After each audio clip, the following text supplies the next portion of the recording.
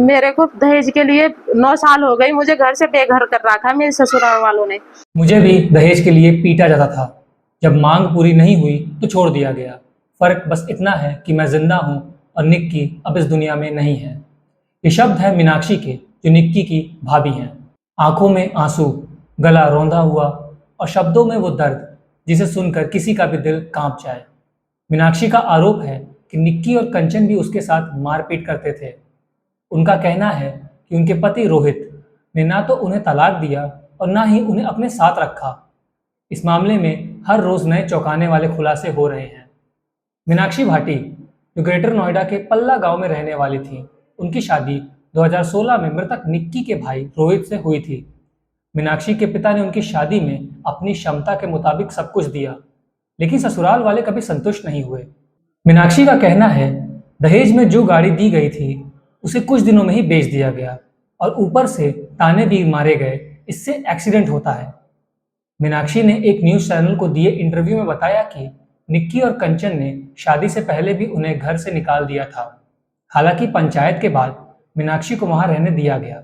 निक्की और कंचन की जब शादी हुई तब वो उसी घर में थी, लेकिन वहां उसे चैन से नहीं रहने दिया गया। मीनाक्षी ने रोते हुए कहा, मेरे पति रोहित, कंचन, निक्की और उनकी माँ साथ में मिलकर मुझे पीटते थे, धमकियां देते थे कि जाओ यहाँ से, भैया की दूसरी जगह शादी हो जाएगी।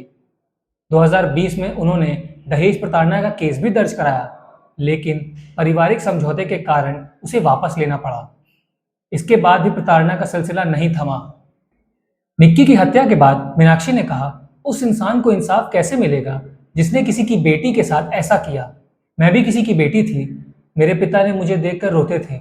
मीनाक्षी ने यह भी कहा कि ससुराल में उन्हें फोन रखने की अनुमति नहीं थी, जबकि उनकी बेटियों को रील्स बनाने की आजादी थी। मीनाक्षी ने क्या कहा वो सब खुद सुनिए। क्या नाम है आपका? मीनाक्षी भाटी। मीनाक्षी जी, क्या आपके साथ हुआ? मेरे को दहेज के लिए 9 साल हो गई, मुझे घर से बेघर कर रखा है मेरे ससुराल वालों ने। मुझसे दहेज मांगते हैं, वहां पर ले जाते तो मेरे साथ मारपीट करते थे, मुझे मारा करते थे, मेरे भैया पे गोली तक चलाई थी उन्होंने।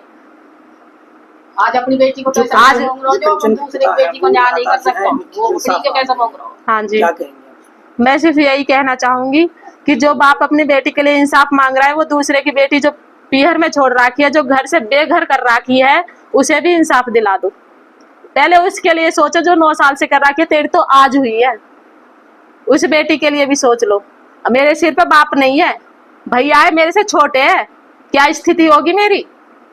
डिमांड करते रहते थे वो, कभी 5 लाख रुपए लाओ, कभी 10 लाख रुपए लाओ अपने पापा से, कभी 2 लाख रुपया लेकर आओ।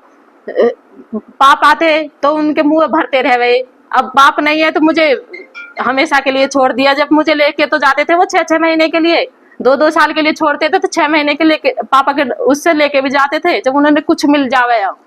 हाँ जी, मेरी सास ने करवाया था, मुझे ऐसी दवाई देती थी कि ये कुछ दवाई होती है देसी दवाई, जब बच्चे रहते हैं कि सह बदलने की दवाई होती है, वो कि लड़का हो जाएगा लड़की की। क्यों लड़की की अच्छी नहीं लगती? जो आज कह रहा है कि लड़की नहीं रहेंगी, दवाई कौन देता? लड़की नहीं रहेंगी तो लड़का कहाँ से आएंगे? उनसे ये पूछो कि आज उस बेटी को भी आप सह बदल की दवाई क्यों देवे? झूठ बोल के खिलाते, झूठ बोल के गलत दवाई खवाते थे मुझे। जिस आपने शादी में कितना पैसा खर्च किया था? ये 35-40 लाख के करीब खर्च हो गया था। शादी के समय क्या क्या दिया था आप लोगों ने? पापा जी ने बहुत कुछ दिया था, हद से ज्यादा दिया था, जैसे हर कोई बाप अपनी बेटी को देता है। सियाज गाड़ी दी थी, 20-21 तोला सोना दिया था, बाकी सब चीज दी थी जो होती है फर्नीचर वगैरह। 150 जोड़ी कपड़ा। हाँ जी। वहीं मीनाक्षी के मामा ने भी निक्की के परिवार वालों पर गंभीर आरोप लगाए। क्या कुछ कहा उन्होंने, सुनिए। मेरा नाम महेश नागर है जी। क्या मैंने भी अपनी भांजी की शादी भिखारी के लड़का को रोटी पायला के लिए मैंने करी थी।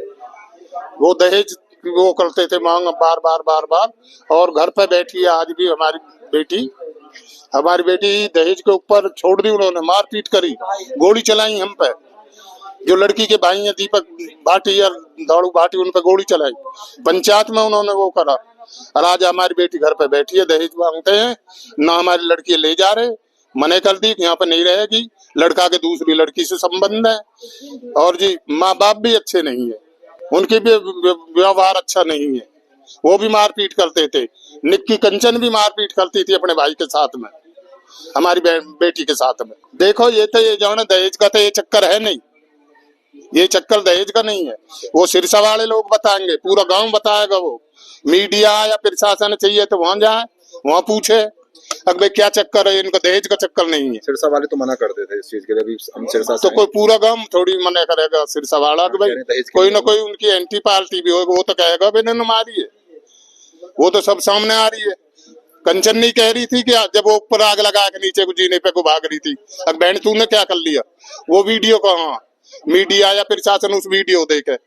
अगर लड़का ने आग लगाई है कुछ ने लगाई है, वो तो वो जाने, हम तो अपनी लड़की के बारे में कह सकते हैं। निक्की के पिता न्याय की मांग मांग रहे हैं अपनी बेटी। निक्की के पिता न्याय की मांग मांगे बाद में, जो पहले उन्होंने हमें हमारी बेटी छोड़ रखी है, हमारे घर पर जिंदगी भी हमारी बेटी है, वो उसका न्याय करे पहले निक्की का पापा और निक्की की मम्मी और निक्की का भाई, जब वो निक्की का न्याय लें और मीडिया और प्रशासन हमारी मदद करे। हाँ पिस्टल लगता है, पुलिस ने भी बरामद करी है, 307 भी लगभग लग रही है जब हम पे गोली चलाई उसने और हमारे लड़के इनके सिर फोड़े इनके। कब चलाई थी गोली? गोली 30 जून 2014 को गोली चलाई। पंचायत भी कितनी बार हुई है।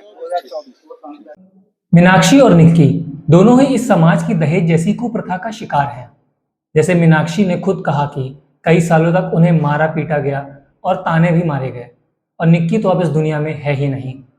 निक्की की मौत और मीनाक्षी का दर्द हमें ये सीख दे रहा है कि दहेज की समस्या किसी एक परिवार की नहीं बल्कि पूरे समाज की है। अब समय आ गया है कि हम अपने रिवाजों और सोच में परिवर्तन लाकर वर्षों से चली आ रही इस बुराई को खत्म करें। इस पूरी घटना पर आपका क्या कहना है, हमें कमेंट बॉक्स में जरूर बताएं। धन्यवाद। मैं उत्कर्ष और आप देख रहे थे मधुवाग।